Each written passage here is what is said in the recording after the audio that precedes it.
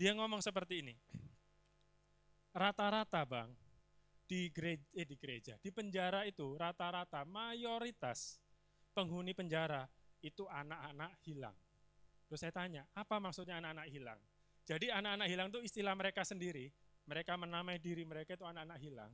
Itu anak-anak yang berasal dari broken home, yang nggak diurus orang tua, yang mungkin papa mamanya di rumah berantem, papa mamanya sibuk nggak punya waktu ngurus anak.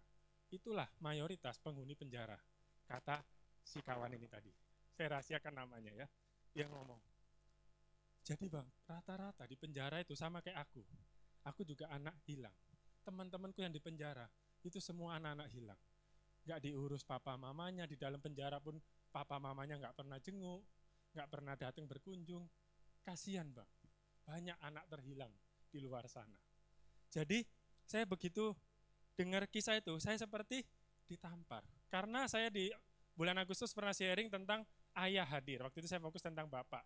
Jadi ada sebuah statistik, baik di Amerika maupun di Indonesia itu sama, hampir sama, dan ternyata berbanding lurus sama pernyataan si kawan tadi.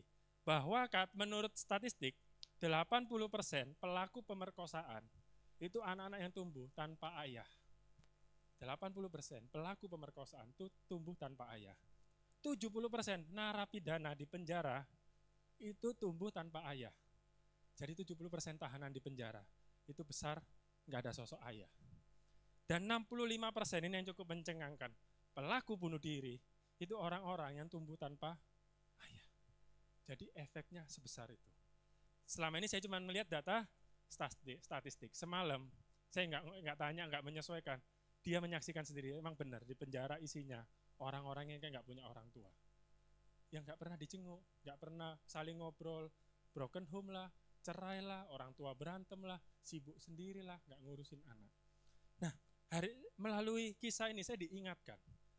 Hari ini saya lagi on fire, lagi semangat sekali untuk memenangkan anak-anak muda. Apalagi ini kegerakan di Betani Nasional anak muda. Saya semalam worship net seperti itu, saya berapi-api menangkan anak-anak muda, menangkan anak-anak muda. Saya tapi ditampar Tuhan, diingatkan, untuk memenangkan anak muda, nggak bisa cuma satu pihak, nggak bisa sendiri. Perlu juga orang tuanya dimenangkan.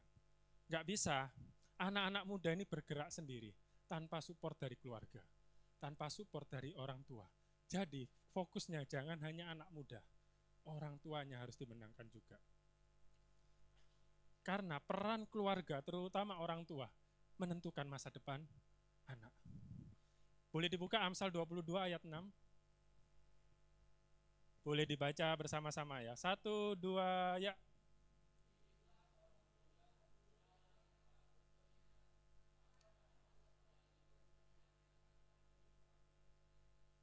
Amin.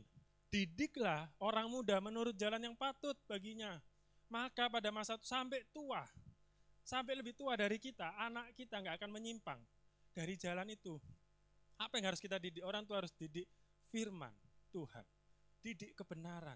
Kalau kita sudah mendidik firman Tuhan, sampai tua, anak kita nggak akan menyimpang dari firman Tuhan. Kalau kita sudah didik anak kita untuk cinta Yesus, sampai tua, anak kita nggak akan tinggalkan Tuhan. Itu kata Amsal. Berarti, kenapa di penjara itu kok bisa banyak anak-anak, mohon maaf saya katakan tuh anak-anak yang menyimpang kan? Menyimpang mungkin melakukan kriminal, mungkin pakai narkoba, itu kan semua kriminal, melakukan pengeroyokan mungkin, pembunuhan, pencurian. Artinya ada keluarga-keluarga yang gagal. Ada orang-orang tua yang nggak melakukan apa yang ditulis di Amsal ini. Terjadilah anak-anak hilang di dalam penjara itu. Jadi saya menyimpulkan, banyak anak di dalam penjara itu benernya kasihan. Di mata kita mereka itu pelaku kejahatan. Tapi sebenarnya kalau kita selidiki lebih dalam, mereka itu banyak yang korban. Korban dari keegoisan orang tuanya. Banyak anak-anak di dalam penjara itu bukan pelaku. Dia nggak dididik dari kecil. Jadi jangan sampai ini terulang. Di sini ada beberapa orang tua, ayo kita didik anak kita. Banyak orang Kristen salah persepsi. Persepsi apa yang salah? Sering banyak orang Kristen menganggap pusat pendidikan kerohanian, pusat pendidikan Kristen, pusat pengembangan iman itu di gereja. Banyak orang Kristen menganggap mau belajar kerohanian di gereja. Pusatnya. Pusat anak kita tumbuh dalam iman di gereja. Akhirnya banyak orang tua mikir, oh anakku udah sekolah minggu, di rumah nggak diajarin firman. Banyak orang tua mikir, oh anakku udah ikut ibadah pemuda, di rumah nggak diajarin firman. Karena mindsetnya, pusat pendidikan, keagamaan, pendidikan iman, kerohanian di gereja. Itu mindset yang salah. Karena anak-anak sekolah minggu di gereja kita, anak muda di gereja kita, seminggu cuma 2 jam. Dari 168 jam dalam seminggu, kita jumpa paling 2-4 jam. Gak sanggup gereja sendirian. Harus peran orang tua ambil. Orang tua sama anak dalam seminggu, puluhan sampai ratusan jam di rumah bersama. Harusnya itulah menjadi pusat. Itu lebih efektif, lebih efisien untuk mendidik kebenaran kepada anak. Amin. Boleh dibuka Ulangan 6 ayat 6-7. Apa yang kuperintahkan kepadamu pada hari ini, haruslah engkau perhatikan. Haruslah engkau mengajarkannya berulang-ulang kepada anak-anakmu dan membicarakannya apabila engkau duduk di gerejamu. Enggak, di rumahmu. Apabila engkau sedang dalam perjalanan, naik mobil, naik kereta, kita cerita firman Tuhan. Sedang berbaring, mau tidur, sebelum tidur, ajak doa. Cerita, bercanda-bercanda, main-main. Oke, papa jadi Goliat ya, kamu jadi Daud. Gak apa-apa main berantem-berantem, wah Goliat kalah, Daud menang. Lalu engkau bangun tidur, ajak anak berdoa. Inilah pusat pendidikan rohani seharusnya, di rumah. Gak bisa hanya mengharapkan gereja. Kita orang tua juga harus turut serta, amin. Kita ulang firman, makanya saya sangat menyarankan orang tua dan anak, keluarga, kalau bisa satu gereja, tumbuh bareng. Biar sevisi. Ulang apa yang didapat anak di gereja. Contoh, kalau anak kita masih kecil, usia sekolah minggu, mungkin masih TK, masih SD ya kan. Yang anak-anak muda nggak apa-apa lah ya, belajar ya. Anak kita TK atau SD. Pulang dari gereja, mungkin makan siang, habis makan siang mandi-mandi, santai, ajak ngobrol anak kita. Nah, sini, ya kenapa Ma? Kenapa Pak? Tadi kamu di gereja Bikids ya? Iya Bikids. Diajarin apa di sekolah minggu? Kita orang tua harus tahu. Oh, belajar tentang Nabi Musa, contoh ya. Oh, diajarin kakak Miss sekolah minggu Nabi Musa. Oh, Nabi Musa kan banyak ceritanya. Cerita apa tadi? Oh, tentang Musa belah laut. Keren kali, Ma. Laut bisa dibelah. Orang Mesir, Firaun semua kalah. Wih, keren ya. Terus kita mulailah masuk pakai bahasa anak-anak. Jadi menurutmu keren mana Tuhan sama Musa? Oh, keren Musa lah, Ma. Bisa belah laut. Oh, gitu ya. Kamu mau kayak Musa bisa belah laut? Mau. Anak kecilan imajinasinya, mau Ma. Lalu kita orang tua ngomong, kamu pingin kayak Musa kan? Musa bisa belah laut itu bukan karena Musa, tapi karena Tuhan. Musa ngikut Tuhan, ikut kehendak Tuhan. Kamu mau kayak Musa? Mau. Ikut kehendak Tuhan. Belajar, rajin sekolah minggu, rajin ibadah, rajin doa. Kalau kita sesuai kehendak Tuhan, laut bisa kita belah. Oh iya, nanti kamu bisa bikin mujizat. Apa itu mujizat mah? Oh, mujizat itu orang sakit kita doakan sembuh. Orang ada masalah kita doakan bisa sukacita. Itu mujizat. Oh gitu ya, mau aku mah jadi Musa. Seperti itu. Itulah orang tua. Pusat pendidikan. Bedanya apa? Saat guru mengajar di ruang sekolah minggu, 1-2 guru menghadapi 10 sampai 15 anak sekolah minggu. Akhirnya cerita Musa ini menjadi imajinasinya anak-anak itu, menjadi cerita favoritnya anak-anak. Tapi saat orang tua memakai cara seperti tadi, maka Musa ini, cerita tadi, menjadi keinginan hidupnya anak kita. Dihidupi, diilhami, aku mau kayak Musa, aku mau dipakai Tuhan. Beda. Karena apa? Guru sekolah minggu nggak bisa personal ngajarin satu-satu ke anak kita. 1 versus 10, 1 versus 12. Kalau kita bisa 1 lawan 1 sama anak kita. Tadi kamu diajarin apa di sekolah minggu? Oh itu bagus. Kita perdalam. Jadi akhirnya gereja dan rumah satu visi.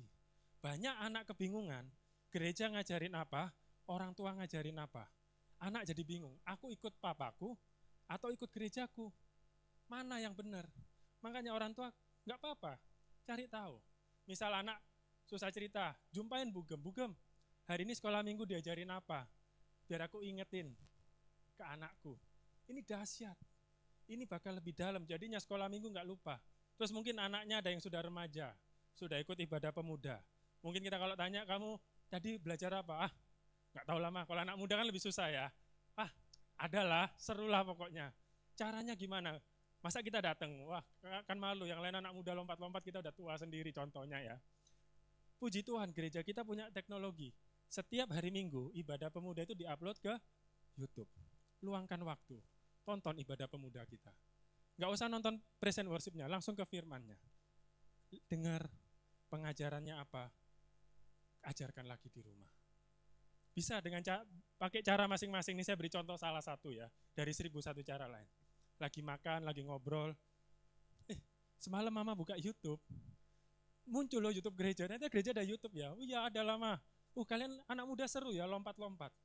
Oh iya seru. Anak muda kalau sudah remaja pinginnya itu dimengerti. Inginnya itu kita jadi ngertiin dia. Kalau orang tua kan inginnya dihormati. Kalau anak muda inginnya di ngertiin. Jadi kita harus kayak ngerti. Seru loh ibadah kalian. Oh iya, khotbahnya bagus. Nah, mulai masuk. Khotbahnya keren. Tentang apa itu? Mengampuni ya kemarin. Mungkin bisa cerita bagaimana mungkin mama dulu sakit hati kali sama opung itu. Sama opungmu nggak bisa mama ngampuni. Contoh, mulailah masuk bertahun-tahun. Pendeta khotbah sana sini, mama tetap khotbah tentang lain, mama terima kecuali mengampuni, tolak. Nah itu mulai kan masuk. Oh iya mah. Jadi mama pernah benci sama opung? Pernah. Tapi sampai Tuhan jamah, mama akhirnya bisa ngampuni opung. Contoh, banyak cara.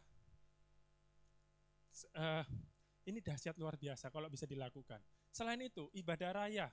Mungkin anak kita ke sekolah minggu nggak dengar firman dari Pak Gem. Kemarin kan selama sebulan ini Pak Gem mengajari tentang berani memberi. Contoh, kita terapkan. Kalau perlu catat, kayak Mak Samuel, setiap firman dicatat ya Mak Samuel, mantap. Dicatat kan?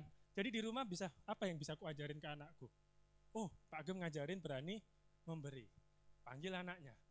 Nak, kamu kalau punya es krim, diminta kawanmu kamu kasih enggak? Namanya anak kecil, enggak lah. Aku suka es krim, punya aku. Tapi kalau kamu mama kasih es krim seneng? Seneng. Tapi kalau mama minta kamu kasih? Enggak. Anak kecil kan gitu. Jadi kita mainkan seperti itu. Gitu. Kamu tahu enggak? Hari ini kita bisa bernafas. Itu karena Tuhan loh. Kamu enggak pernah minta pun Tuhan kasih.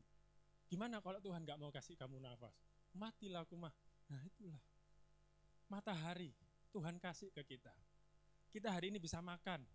Kamu bisa beli es krim. Siapa yang kasih? Mama yang kasih. Enggak, bukan mama yang kasih. Itu Tuhan yang kasih. Mama bisa ngelamar kerja. Bosnya dijamah Tuhan. Mama diterima kerja. Bisa beli es krim buat kamu. Kamu bisa makan 3 kali sehari berkat, berkat papa. Enggak, papamu jualan di pajak. Orang dikirim Tuhan untuk beli dagangannya, supaya papa bisa menyediakan makan 3 kali sehari untuk kamu. Tuhan sayang sama kamu. Gitu ya Ma, gitu ya Pak. Iya, jadi kalau, ayo berani memberi. Contoh, ini kan firman Pak Gem tentang memberi. Terapkan ke anak, jangan berhenti di kita. Siarkan ke anak. Mungkin anak kita di sekolah minggu, belum ngerti kan. Siarkan. Gimana caranya memberi? Uang jajan contoh, sehari 5.000, 4.000 kamu pakai jajan, 1.000 tabung. Nanti hari Minggu, kolektor sekolah Minggu, jangan minta mama lagi. Kamu yang ngasih dari uang jajanmu, kasih 7.000. Mulai anaknya kolektor sendiri tanpa minta mamanya. Uang jajanmu 5.000, tabung 1.000. Seminggu beliin jajan, kasih ke kawanmu yang suka ganggu kamu. Sekalian diajari mengampuni, dua jadi satu, memberi dan mengampuni. Siapa anak yang jahil sama kamu? Kasih beliin es krim, beliin roti. Pasti kamu gak diganggu lagi, supaya kamu gak dibully lagi. Gitu ya caranya. Indah kan? Bayangkan kalau semua orang tua melakukan ini. Penjara banyak yang tutup. Sepi penjara. Kosong. Bandar narkoba bangkrut. Gak ada anak yang tadi dibilang di Amsal menyimpang. Kalau semua orang tua mengajarkan ini gak ada anak menyimpang. Gak ada yang pakai narkoba itu. Bandar judi tutup. Gak ada perceraian. Angka perceraian akan turun. Cuman yang terjadi banyak yang gak mau melakukan ini. Bayar harga. Kayak jadi tadi contoh nonton YouTube mungkin berat. Harus nonton, tiap minggu nonton. Cuman 30-40 menit. Daripada kita scroll TikTok berjam-jam, scroll Facebook, nonton aja sambil masak, sambil mandi, putar aja. Nggak perlu nengok pendetanya, kayak saya kan jelek kan. Gak usah ditengok, denger aja suaranya. Taruh mandi atau masak gitu kan. Gak usah dilihat mukanya, berarti minggu ini anakku belajar tentang ini. Kalau sekolah minggu, mungkin anaknya nggak mau cerita, tanya ke Bu Gem, apa yang diajarin ke anakku hari ini, biar di rumah aku ingetin. Kerjasama antara guru sekolah minggu dan orang tua, dahsyat. Pasti, coba praktekkan setahun, anak kita pasti berubah. Tapi apa yang terjadi kalau kita nggak lakukan? Di Alkitab banyak contoh. Kita buka di 2 Samuel 13 ayat 11 sampai 12. Ini kisah tentang 2 orang anaknya Daud. Ketika gadis itu menghidangkan kepadanya supaya ia makan, dipegangnya lah gadis itu dan berkata, marilah tidur dengan aku adikku. Ayat 12, tetapi gadis itu berkata kepada, tidak kakakku, jangan perkosa aku. Sebab orang tidak berlaku seperti itu di Israel. Janganlah berbuat noda seperti itu. Ini kisah 2 orang anaknya Daud. Satu namanya Amnon, satu namanya Tamar. Saya nggak tahu nih saudara kandung atau tiri. Coba, bapaknya sama, mamanya beda. Itu berarti saudara kandung nggak itu? Beda mama tapi sama-sama anaknya Daud. Jadi Amnon ini abangnya, Tamar adiknya. Diperkosalah adiknya. Ini anaknya Daud. Bayangkan, anak seorang raja yang dekat sama Tuhan, yang rajin, kesukaannya memuji menyembah Tuhan, menulis kitab Mazmur, bisa memperkosa adiknya sendiri. Artinya apa? Ini perbuatan menyimpang nggak? Menyimpang. Daud lupa mengajarkan kepada anaknya kebenaran firman. Kita lompat ke ayat 32. Tetap di 2 Samuel 13 ayat 32. 32.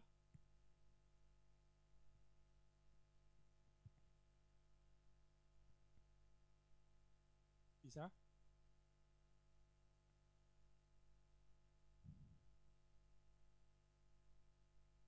Dua Samuel 13 ayat 32. Maka berbicaralah Yonadab anak Simea, kakak Daud. Katanya, janganlah tuanku menyangka bahwa semua orang muda anak-anak raja itu telah dibunuh. Hanya Amnon yang mati. Sebab hal itu telah terlihat pada air muka Absalom sejak Amnon memperkosa Tamar adiknya. Jadi Tamar ini sama siapa tadi? Amnon itu abang adik tapi beda mama. Tapi dia punya saudara kandung yang benar-benar kandung. Bapaknya sama-sama Daud, mamanya juga sama bernama Absalom. Jadi si Tamar ini adiknya Absalom. Absalom ini adiknya Amnon juga. Amnon ini lebih tua dari Absalom, lebih tua dari Tamar. Si Tamar setelah diperkosa, larilah dia ke abangnya. Dia cerita ke Absalom, aku diginiin sama Bang Amnon, aku diginikan. Marahlah si Absalom. Dia dendam sejak hari itu, ingin bunuh Amnon. Tapi Daud ngerti. Daud tahu sifatnya Absalom ini pemarah. Jadi Daud setengah melindungi Amnon, disuruh pergi. Jadi berusaha supaya Amnon ini nggak jumpa sama Absalom. Tapi akhirnya Absalom nunggu setelah 2 tahun. Absalom itu akhirnya 2 tahun nunggu. Sampai ada kesempatan, inilah ayat 32 terjadi. Dibunuhlah si Amnon, abangnya dia. Dibunuh. Bayangkan, anak seorang Daud saling perkosa, saling membunuh. Ini raja terbesarnya Israel. Dibilang sahabat karibnya Tuhan. Anaknya hancur, keluarganya kacau balau. Bahkan gak berhenti di situ. Absalom menyimpan kepahitan sama bapaknya, sama Daud. Karena apa? Di mata Absalom, bapaknya gak bela Tamar. Kok adikku dibiarin? Kok adikku dibegitukan, bapakku diem aja? Padahal Daud, di posisinya Daud, dia gak pingin anaknya saling bunuh. Dia pingin ya ada Absalom tetap, ya Tamar tetap, si Amnon tetap. Tapi di mata anaknya, ini gak bela aku. Akhirnya cari kesempatan dia menghasut rakyat untuk mengkudeta. Dikudetalah Daud. Akhirnya karena Daud nggak mau ngelawan anaknya sendiri kan, nggak mau perang, Daud lari sama prajurit-prajuritnya lari. Istana Israel dikuasailah sama Absalom. Sempet Absalom jadi raja sebentar. Tapi Absalom nggak puas cuma jadi raja. Dia pingin bunuh Daud karena dia dendam. Berarti orangnya dendam. Udah jadi raja nggak terima, dikejarlah bapaknya Daud. Bawa pasukan ribuan, kejar. Si Daud awalnya ngotot ke prajuritnya, jangan dilawan, lari aja. Prajuritnya ngomong terakhir, nggak bisa Tuan, nggak bisa raja, harus dilawan. Kita nggak bisa lari terus. Akhirnya Daud, ya udah kalian perang, tapi jangan bunuh anakku, biarin Absalom hidup. Peranglah pasukan Daud lawan pasukan Absalom. Dan akhirnya pasukan Daud menang, Absalom lari. Saya lupa naik keledai atau naik kuda. Ada yang ingat kisahnya? Antara naik keledai atau kuda, si Absalom lari. Ini kayak cerita di kartun-kartun. Lari, tiba-tiba pohon ada dahan pohon, nyangkut dia. Kudanya lari terus, dia nyangkut di pohon. Ini di Alkitab ada, makanya seru baca Alkitab. Dia nyangkut di atas pohon, si Absalomnya. Karena dia pendek, dia nggak bisa turun. Nyangkut dikepung lah sama pasukannya Daud. Loh ini kok nyangkut di atas pohon? Kudanya lari terus, ditinggal sama kudanya. Akhirnya terjadi perdebatan, ini pakai bahasa sehari-hari ya. Kata Daud gak boleh dibunuh, kita lapor aja ke Daud. Gak bisa, ini anak gak tahu diuntung, harus dibunuh. Kalau enggak nanti 2-3 tahun memberontak lagi. Akhirnya hari itu matilah Absalom, dibunuh. Karena nyangkut di atas pohon, dibunuh. Bayangkan, anak seorang Daud saling memperkosa, saling membunuh. Terakhir, ingin bunuh Daudnya sendiri, ingin bunuh bapaknya. Karena apa? Daud gak menerapkan Amsal pasal 22 tadi. Anaknya melenceng, menyimpang kalau kata firman, dari kebenaran. Menyimpang dari hal yang patut dia lakukan. Ini yang terjadi. Bahkan kalau kita belajar, Nabi Samuel juga sama. Anaknya koruptor, kalau kita baca di Alkitab.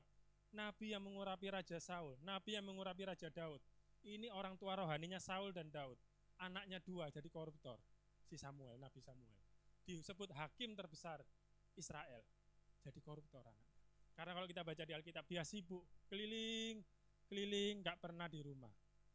Akhirnya anaknya tumbuh tanpa sosok ayah, jadilah koruptor. Anak seorang nabi. Imam Eli, anaknya berzina, sampai dihukum mati sama Tuhan. Bayangkan, makanya banyak orang hebat di kantor, berprestasi di tempat kerja, sukses bahkan dalam pelayanan, berkobar-kobar ketika berkhotbah, sekali KKR ribuan orang bertobat, tapi keluarganya berantakan, sia-sia. Kayak Daud sekali berpidato, jutaan rakyat Israel mendengar, tapi anaknya sendiri nggak dengar. Bayangkan, jutaan orang Israel yang tegar tengkuk katanya, nurut sama Daud, anaknya nggak nurut sama dia. Karena apa? Sebagai ayah dia gagal, nggak dari kecil dididik. Kalau udah Absalom gini, udah nggak bisa dididik, sudah terlambat. Mumpung masih kecil, waktu Absalom masih TK, masih SD, itu harusnya dididik di sana.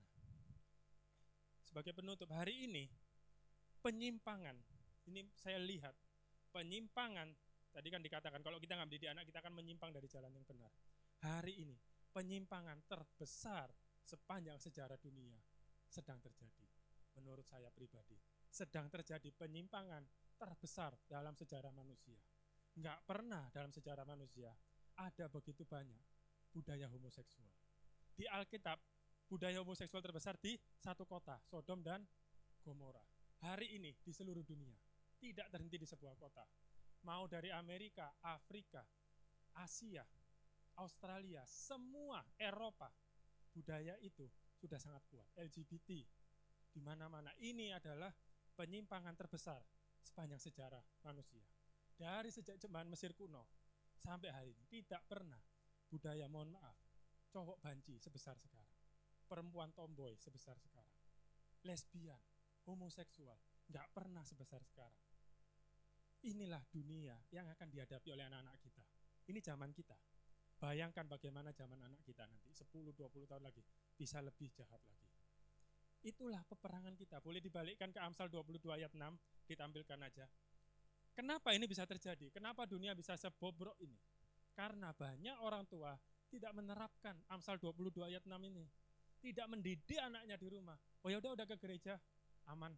Urusan pendetaku, urusan guru sekolah minggunya. Di rumah nggak dididik. Bukan kebetulan anak muda menjadi salah satu visi besar Gereja Betani Indonesia. Ini emang PR kita bersama. Tapi anak-anak tidak bisa berjalan sendirian. Anak-anak butuh dukungan Bapak Ibu Saudara sekalian. Saya yakin, saya imani dengan kacamata iman akan ada kebangkitan rohani anak-anak muda di seluruh Indonesia. Tapi butuh bantuan kita, butuh bantuan Bapak Ibu. Support anak sekolah minggu, bawa ke sekolah minggu. Setelah itu review apa yang didapat, ajar, didik kebenaran firman semenjak dini. Gereja akan berusaha semaksimal mungkin membantu Bapak Ibu melalui Bikids, melalui Bipro. Tapi seperti saya bilang, kami terbatas, terutama masalah waktu, masalah tenaga. Kami bantu, itulah tugas gereja, menjadi bekal, memberi bekal. Apa ya firman yang mau kusampaikan ke anakku? Ke gereja lah, dibekali firman, bisa ngajar kepada anak. Saling support, kami mensupport, orang tua juga mensupport gereja dengan cara apa? Didik anak-anaknya. Jadi kami di gereja pun nggak berat-berat kali. Jangan datang ke sini isinya preman gitu kan. Berat juga ya kan jadi ketua pemudanya. Jadi kita saling mensupport. Hari ini firman saya fokus pada orang tua. Karena kami anak-anak muda butuh Anda, orang tua. Dan saya yakin saat semua sehati, semua sevisi, sinergi, generasi ke depan, beneran 2045 jadi generasi emas itu terwujud. Pasti terwujud. Guru sekolah minggu beri pengajaran terbaik. Anak-anak muda Bipro terus bergerak. Orang tua di rumah terus didik anak. Gak akan ada lagi anak menyimpang. LGBT akan punah itu. Budaya LGBT punah. Saya yakin homoseksual hilang di Indonesia. Bahkan di dunia, kalau semua orang tua menerapkan ini. Kayak saya penjara pun tutup. Gak ada lagi pelaku kejahatan. Karena apa? Kita semua bersinergi mengabarkan firman Tuhan ke rumah masing-masing. Saya undang tim PAW boleh naik ke atas mimbar. Karena apa? Hari-hari ini informasi itu sangat gampang didapat.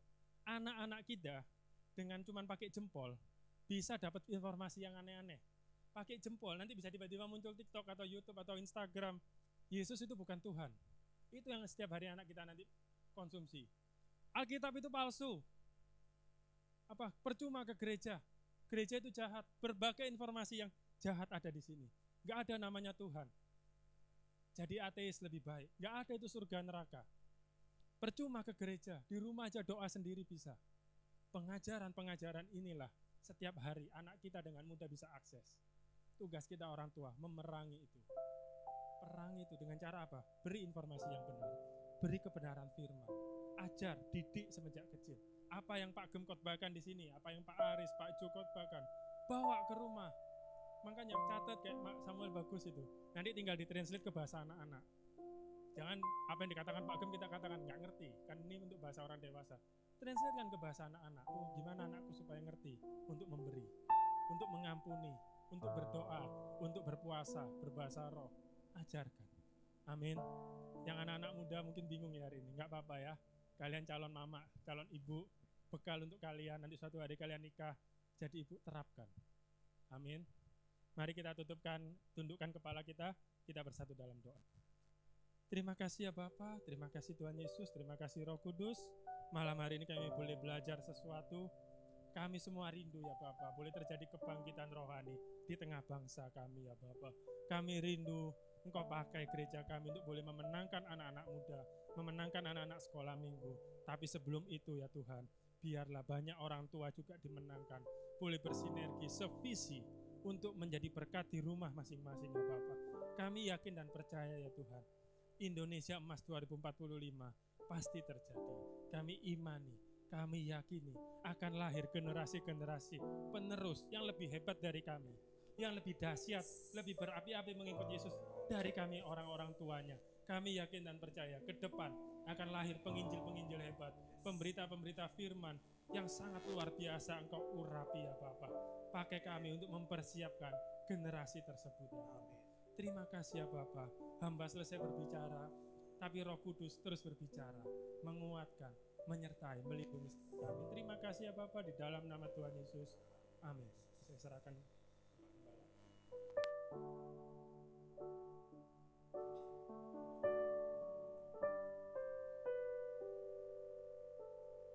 Diberkati oleh kebenaran firman Tuhan, beri sorak-sorai, haleluya. Luar biasa firman-Nya, saya pun juga terberkati. Saya yakin firman barusan dari Tuhan. Kenapa? Semalam saya itu baca 3 pasal, ini 2 Samuel 13 sampai ke 15. Jadi saya kayak di HP ada 2 Alkitab saya download, yang satu untuk ketika di gereja disebut saya buka, yang satu lagi buat bacaan sehari-hari saya. Pas 3 pasal ini saya baca kemarin saudara. Jadi saya yakin hari ini tanamkan di hati ini benar-benar dari Tuhan. Amin. Saya juga ingat saudara, kemarin hari Senin kami ada pertemuan gembala-gembala di salah satu cabang di Betani Alfa, gembala-gembala Sumatera Utara. Itu juga dibahas hal yang sama saudara. Kita sedang membahas bahwa generasi kedua gereja itu juga bobrok. Jadi saudara, kita bahas, ini pembahasan yang sebenarnya konsumsi gembala-gembala gitu. Tapi saya bocorkan sedikit, kita gembala kan butuh dilayani ya, saat itu kita berfellowship. Jadi saudara, diceritakan banyak disebut nama satu persatu, generasi kedua anaknya hamba-hamba Tuhan banyak yang gagal. Amin. Itu sangat berbahaya. Jadi kadang kita terlalu sibuk memenangkan orang, kita lupa memenangkan yang di rumah kita sendiri. Jadi hari ini inti firman-Nya itu, kalau dari saya kesimpulannya, apa yang ada di tangan kita, bukankah suami kita, anak kita, itu berfokus pada itu. Amin. Jadi saya rindu di sini ada Mama Dunov, Pak Samuel, Pak Aris. Ayo, suami istri, jangan lagi meributkan hal yang gak penting. Mau Indomie atau mie sedap itu gak penting. Mau tidurnya lampu terang, lampu gelap, biasa bisa berantem, pecah piring. Itu gak penting. Yang penting itu yang ada di depan kita, anak kita. Amin. Terima firman hari ini, fokus benar-benar.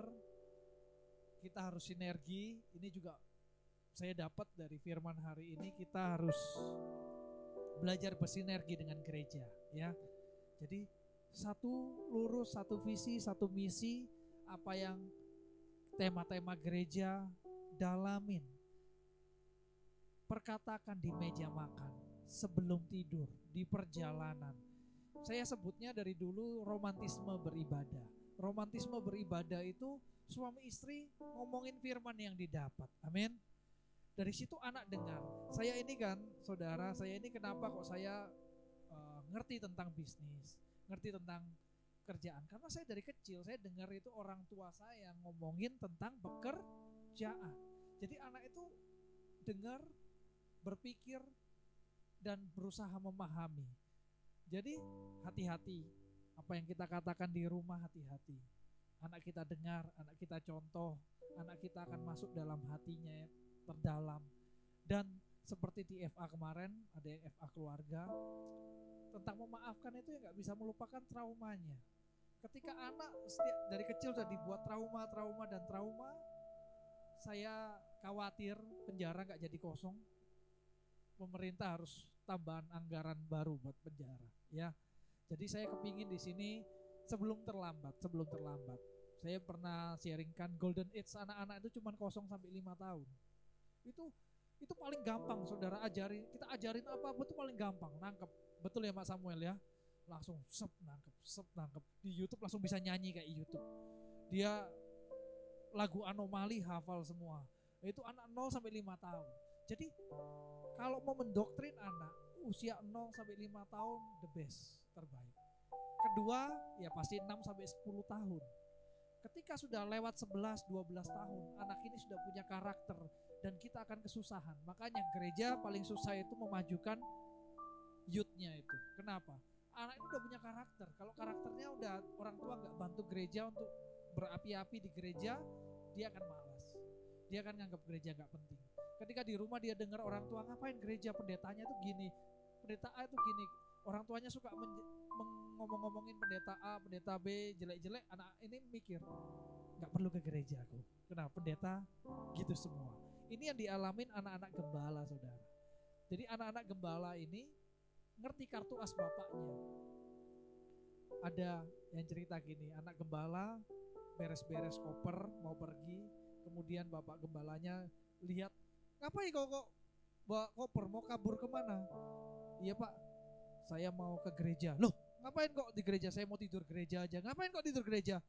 Bapak kalau di gereja ngomongnya lembut soalnya. Di rumah galaknya setengah mati katanya. Mending aku tidur di gereja aja. Jadi bapak baik-baik terus sama aku. Jadi dari kisah ini apa saudara? Anak itu mengerti, amin. Jadi kasih yang terbaik, sinergi sama Bugam, guru sekolah minggu. Nah, selama ini benar, ya kata Bang Jos tadi, kok belum ada orang tua yang tanya, Bugam anakku di sekolah minggu bagaimana? Apa yang diajarkan? Bisa nangkep gak dia? Nah, mindset yang salah kemarin pun juga saya dengar ketika mantan ketua umum Betani, istrinya pendeta Meli Riva berpulang kan hari Minggu ya, hari Senin penutupan peti, pendetanya juga ngomong juga saudara, Bapak Ibu mana yang lebih mencemaskan? Mana yang lebih membanggakan kita? Anak ibu dapat ujian matematika nilai 100 atau bapak ibu tidak pernah lupa berdoa? Mindset bapak ibu kebalik, kalau lebih bangga anaknya jadi juara 1 di kelas daripada jadi anak paling jujur di kelas. Nah dari sini ini benar-benar 1 minggu ini kita ayo berikan waktu buat anak-anak. Amin. Mari kita naikkan pujian. Haleluya. Seperti wanita berapimu menangis di bawah kakimu, demikian hidupku mau mengasihimu. Yesus, Engkau baik bagi. Sekali lagi katakan seperti wanita berapimu menangis di bawah kakimu, demikian hidupku mau mengasihimu. Yesus, Engkau baik bagiku sampai akhir ku menutup mata, ku tetap setia menanti janjimu, sampai ku dapatkan mahkota kehidupanku. Ku tetap setia untuk melayanimu sampai akhir ku menutup mata, ku tetap setia menanti janjimu, sampai ku dapatkan mahkota kehidupanku. Ku tetap setia untuk melayanimu sampai akhir ku menutup mata, ku kan tetap setia menanti janjimu, sampai ku dapatkan mahkota kehidupanku. Ku tetap setia untuk melayanimu. Haleluya. Saudara, hari ini kita diingatkan di firman Tuhan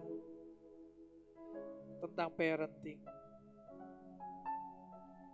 Mari saudara, saat ini saudara merenung.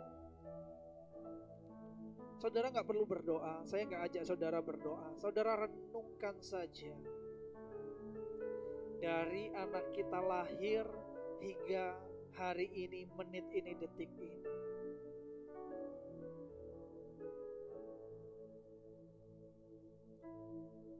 Betapa berharganya anak kita itu dalam hidup kita.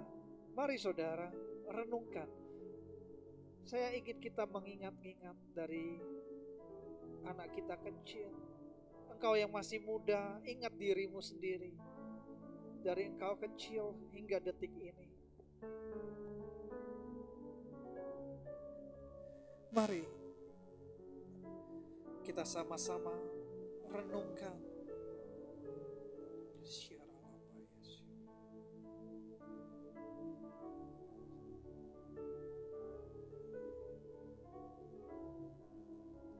Selama ini sebagai orang tua kita sibuk mencari kebahagiaan di luar sana.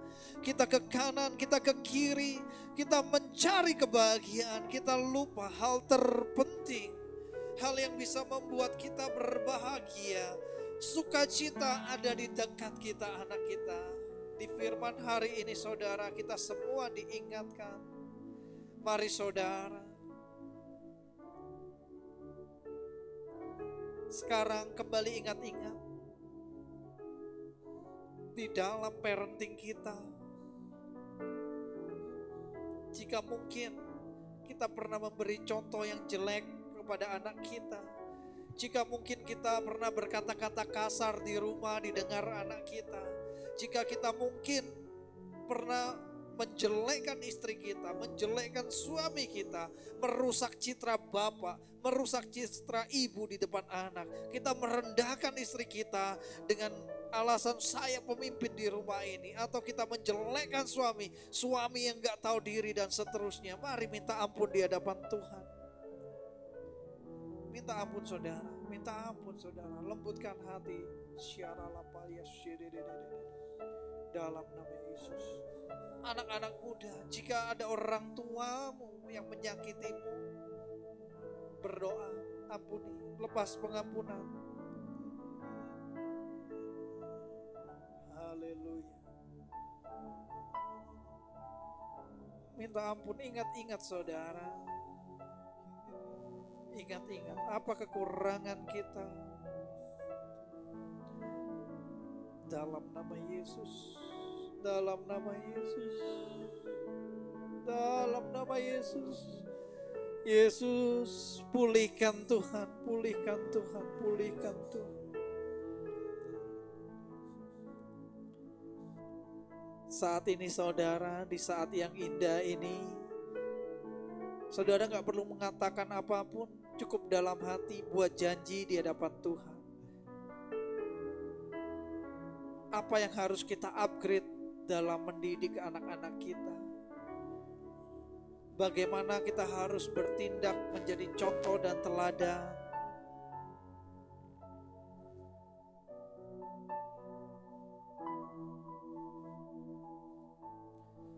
Anak-anak tidak pernah meminta untuk dilahirkan. Kitalah yang memilih. Kitalah yang membuat anak itu lahir. Saat ini, mari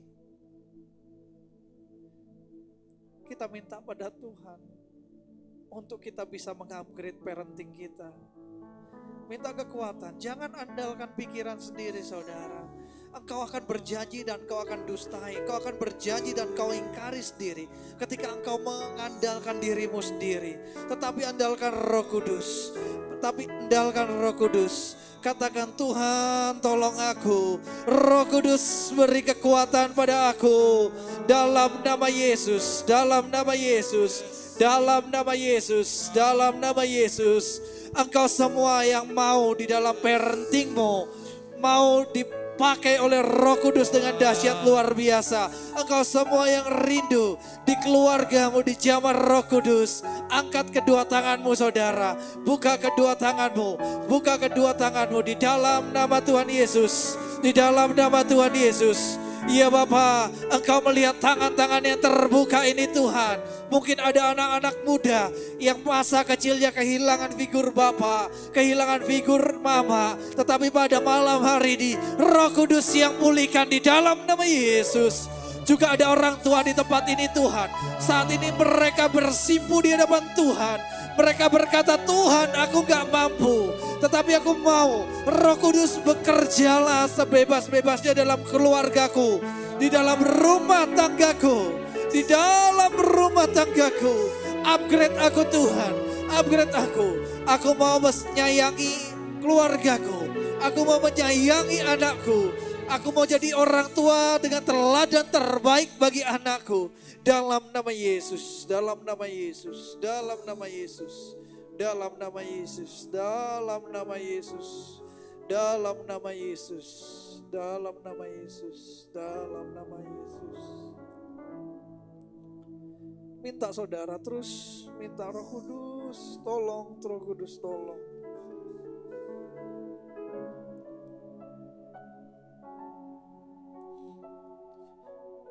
Ketika kita berhasil membesarkan anak ini menjadi anak yang hebat, dipakai Tuhan dahsyat. Ketika tua kita akan sadar, inilah investasi terbesar kita. Inilah yang terbaik bagi kita. anak kita ini akan jadi berkat dimanapun berada. Ketika kecil anak ini sudah diajarkan bagaimana memberi. Ketika anak ini nanti tumbuh dewasa, dia akan belajar memberi pada orang tuanya. Dia akan membesarkan keluarganya dengan baik. Dia akan tidak lupa dengan orang tuanya.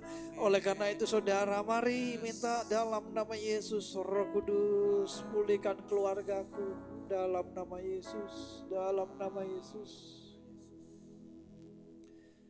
Saya undang perlahan kita bangkit berdiri, katakan.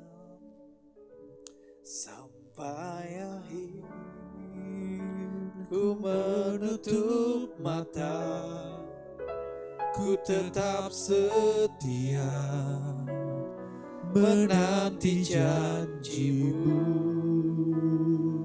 sampai ku dapatkan mahkota kehidupanku.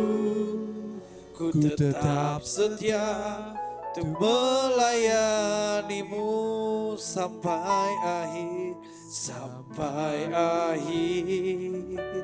Ku menutup mata, ku tetap setia menanti janjimu. Syara lama ya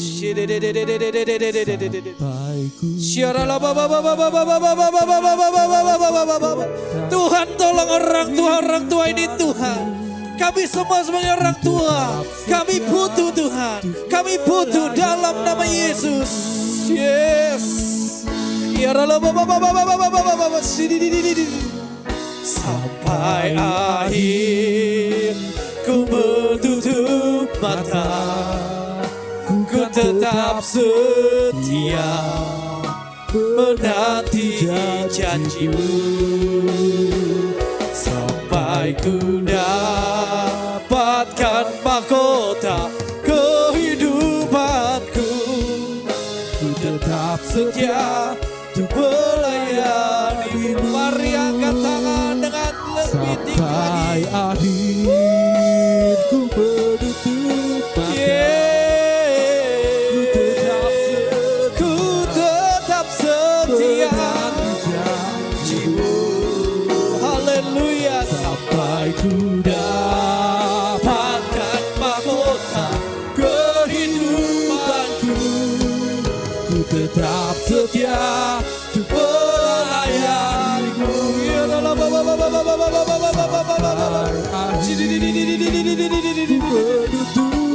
Yes, ku tetap setia menanti janjimu sampai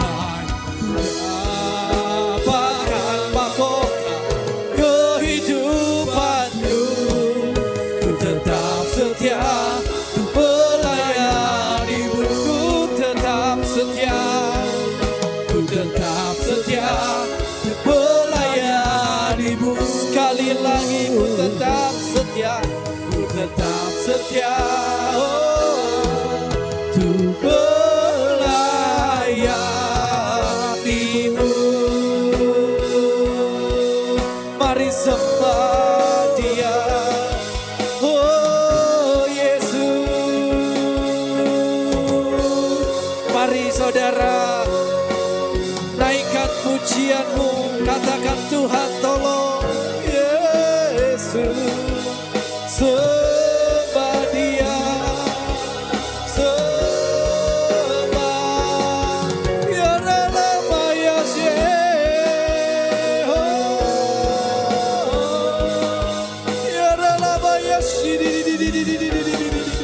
ya nama Yesus, ya nama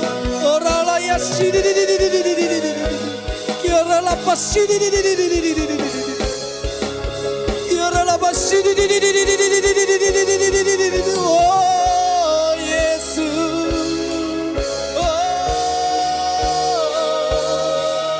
kami butuh kekuatan Roh Kudus. Yesus, Jesus, we are ready Lord.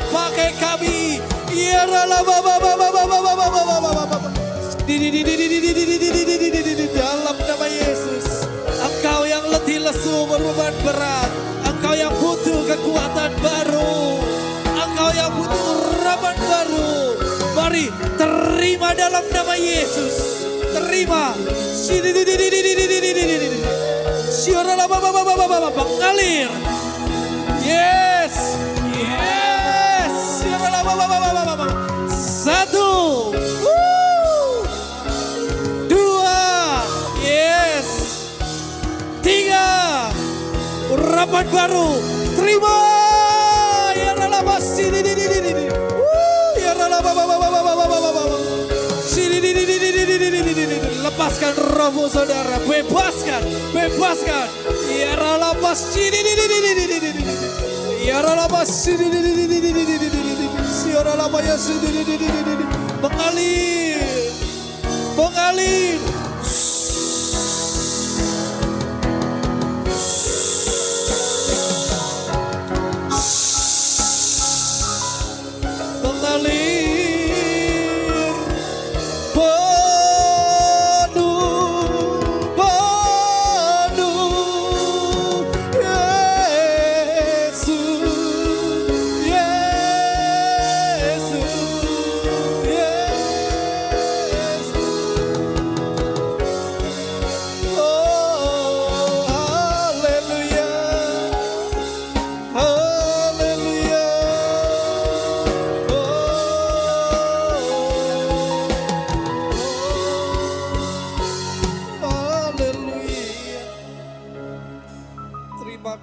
Tuhan, Kau segarkan jiwa kami kembali.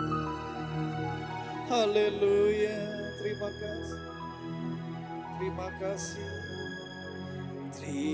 Terima kasih Yesusku. Terima kasih Yesusku. Puji syukur hanya bagi Tuhanku. Terima kasih Yesusku, terima kasih Yesusku. Puji syukur hanya bagi Tuhanku. Terima kasih Yesusku, terima kasih Yesusku. Puji syukur hanya bagi Tuhanku. Yesus, thank you Jesus. Terima kasih Yesusku. Puji syukur hanya bagi Tuhan. Puji syukur hanya bagi Tuhanku. Sekali lagi. Puji syukur hanya bagi Tuhanku. Oh, beri sorak-sorai yang terbaik. Haleluya. Iya Bapak, kami mengucap syukur pada malam hari ini. Kami benar-benar merasakan Tuhan lawatan dan jamahan-Mu. Hati kami yang mungkin kering, kami sudah disegarkan kembali. Kami siap menatap hari esok. Hamba membawa doa pada malam hari ini, permohonan doa dari anak-Mu Evan Tuhan, yang akan menjadi calon ketua di kampusnya BEM. Tuhan sertai, Tuhan berkati Tuhan. Biarlah Bapa, jika memang sesuai kehendak dan rencana-Mu Tuhan yang jadikan. Biarlah ketika mendapat mandat nanti dia dapat mempergunakan sebaik-baiknya. Semakin melayani Tuhan lebih baik. Semakin banyak membawa jiwa-jiwa untuk memuliakan Tuhan. Kami berdoa untuk Pak Aris, beri kesehatan. Biarlah Bapa, kekuatan senantiasa baru buat hamba-Mu ini Tuhan. Tuhan pakai semakin dahsyat dan luar biasa. Tuhan sertai keluarganya Tuhan. Kami juga berdoa untuk Mama Dunov. Kami berdoa untuk pekerjaannya ya Bapa. Biarlah Tuhan yang beri kemudahan, Tuhan yang sukseskan. Hamba rindu Tuhan lawat keluarga ini. Berikan keluarga ini perjumpaan pribadi dengan Tuhan. Karena kami tahu Tuhan, tanpa perjumpaan itu, maka kami akan merasa keletihan, kelelahan Tuhan. Kami butuh penyegaran dengan perjumpaan dengan Yesus kami. Karena kami tahu, Yesus kami, Yesus yang hidup, yang bisa menjumpai setiap anak-anaknya kami semua. Terima kasih Bapa dalam sorga, terima kasih Roh Kudus. Kami membawa doa, mungkin banyak jemaat yang tidak bersama-sama dengan kami, dimanapun mereka berada. Biarlah penyertaan-Mu sempurna, seperti Engkau menyertai memberkati setiap kami. Kami juga berdoa bagi pelayan-pelayan di gereja di tempat ini Tuhan. Mungkin banyak pelayan-pelayan yang sudah letih lesu, maka dari itu Tuhan, hamba mohon penyegaran dari-Mu terus ada bagi tim pelayanan ini.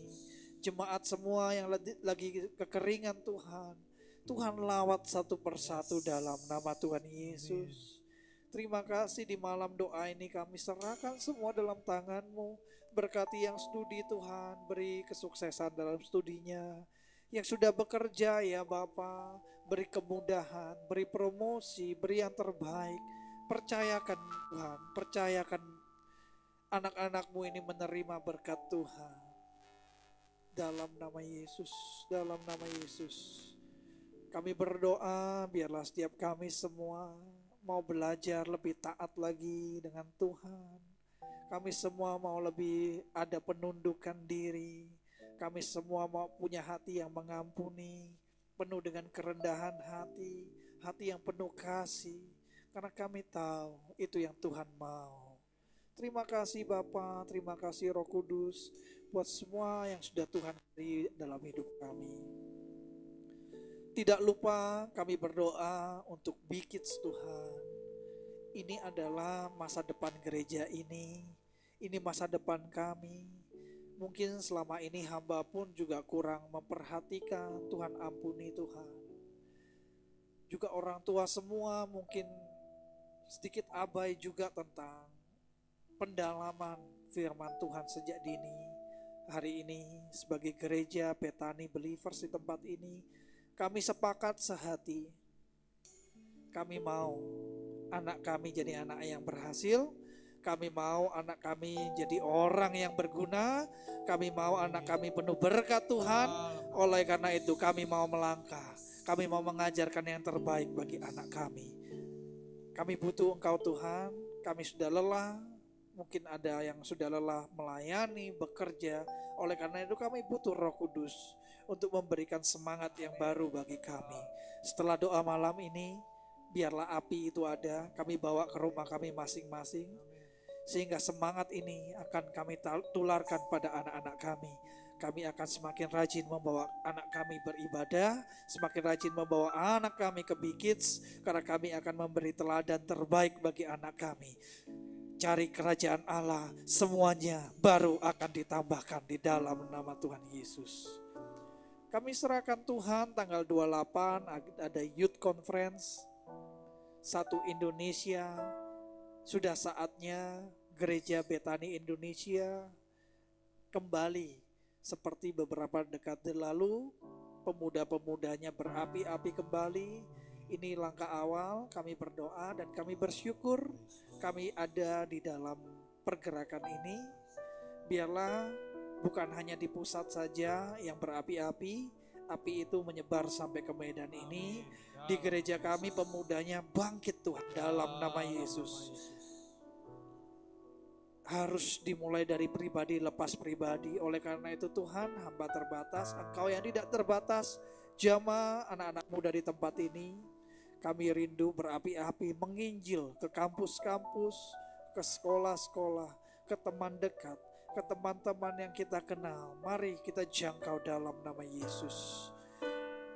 Kami juga bawa doa pemimpin-pemimpin gereja dari sinode, dari Pak Hulu, Pak Jo pembina kami, saya dan Bugem yang menggembalakan di tempat ini. Tuhan, kami semua terbatas. Kami penuh kekurangan, tetapi kami mohon Tuhan yang menyempurnakan. Terima kasih Bapa, terima kasih Roh Kudus. Kami serahkan ibadah doa malam, Kami serahkan ibadah Bipro di hari Sabtu, ibadah pemuda. Kami serahkan ibadah Raya, FA. Semua ibadah yang ada, Bikids juga ke dalam tangan Tuhan. Biarlah penyertaan-Mu sempurna Tuhan bagi gereja ini. Kami mohon perkenanan-Mu ada. Karena ketika perkenanan Tuhan ada di gereja ini, siapapun yang datang ke tempat ini jadi beruntung. Siapapun yang datang ke tempat ini jadi pemenang, bahkan lebih dari pemenang. Di dalam nama Tuhan Yesus, dalam nama Yesus. Terima kasih Bapa. Pada akhirnya kami akan berpisah, sertai kami dalam perjalanan pulang, pertemukan di ibadah selanjutnya yang lebih dahsyat dan luar biasa. Sebelum berpisah kami rindu menerima berkat-Mu. Aku percaya berkat-Mu atasku melimpah, bajikan kemurahan selalu mengikutiku. Ku puji, ku sembah Kau Tuhan. Aku percaya berkat-Mu atasku melimpah, bajikan kemurahan selalu mengikutiku. Ku puji, ku sembah Kau Tuhan. Ku puji, ku sembah Kau Tuhan. Ku puji, ku sembah Kau Tuhan. Kasih Tuhan, angkat kedua tanganmu. Tuhan memberkati engkau di kota, Tuhan memberkati engkau di ladang, diberkati adonan roti makananmu, diberkati sumur air minumanmu, diberkati keluar masukmu. Engkau menang dan bukan kalah, engkau kepala dan bukan ekor. Oleh karena itu pulanglah, terimalah berkat dari Bapa kita di sorga, dengan cinta tak berkesudahan dari Tuhan Yesus Kristus, dan kuat kuasa penyertaan Roh Kudus yang akan menyertai memberkati kita semua, mulai malam hari ini, besok, bahkan sampai selama-lamanya. Setiap kita percaya terima berkat Tuhan, sama-sama katakan amin. Tuhan berkati.